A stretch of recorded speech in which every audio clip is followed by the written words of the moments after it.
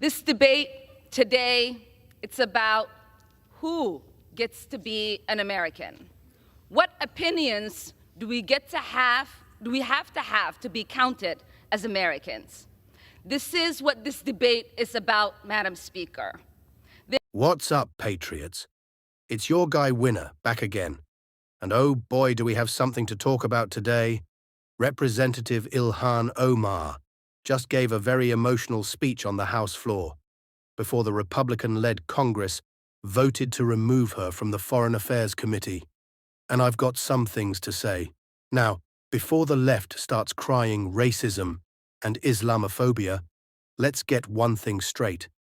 This is about accountability, not identity. Speaker, there is this idea that you are a suspect if you are an immigrant, or if you are from certain parts of the world, or a certain skin tone, or a Muslim. It is no accident that members of the Republican Party accused the first Black president, Barack Obama, of being a secret Muslim. It is no accident that former President Donald Trump led a birther movement that falsely claimed he was born in Kenya. Because to them, falsely labeling the first and only President of the United States of America a Muslim and African immigrant somehow made him less American. Well, I am Muslim. I am an immigrant, and interestingly, from Africa. Is anyone surprised that I am being targeted? Is anyone surprised that I am somehow deemed unworthy to speak about American foreign policy? Or that they see me as a powerful voice that needs to be silenced? Frankly, it is expected, because when you push power, power pushes back. Representation matters. Continuing to expand our ideas of who is American and who can partake in the American experiment is a good thing. I am an American who was sent here,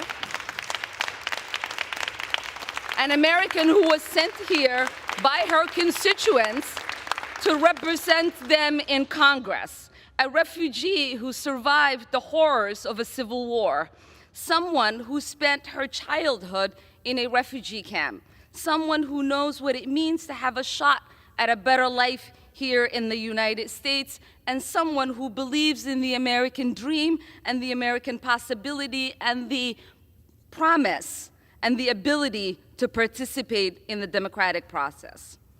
That is what this debate is about. There is an idea out there that I do not have objective decision-making because of who I am, where I come from, and my perspective. But I reject that. We say there is nothing objective about policymaking. We all inject our perspective, our point of views, our lived experiences, and the voices of our constituents. That's what democracy is about. So what is the work of the Foreign Affairs Committee? It is not to co-sign the stated foreign policy of whatever administration is in power. It's about oversight. It's to critique and to advocate for a better path forward. But most importantly, it is to make the myth that American foreign policy is intrinsically moral a reality. So I will continue to speak up because representation matters. I will continue to speak up for little kids who wonder who's speaking up for them. I will continue to speak up for families around the world who are seeking justice, whether they are displaced in refugee camps or they are hiding under their beds somewhere like I was, waiting for the bullets to stop. Because this child, survivor of war, would have wanted that. The 9-year-old me would be disappointed if I didn't talk about the victims of conflict, those that are experiencing unjust wars, atrocities, ethnic cleansing, occupation, or displacement like I did.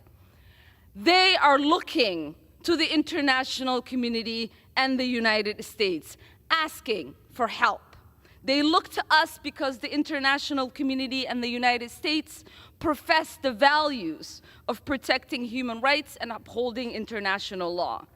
So we owe it to them not to make this a myth, but a reality. I didn't come to Congress to be silent. I came to Congress to be their voice. And my leadership and voice will not be diminished if I am not on this committee for one term. My voice will get louder and stronger, and my leadership will be celebrated around the world as it has been. So take your vote or not. I am here to stay, and I am here to be a voice against harms around the world and advocate for a better world. I yield back. Ilhan.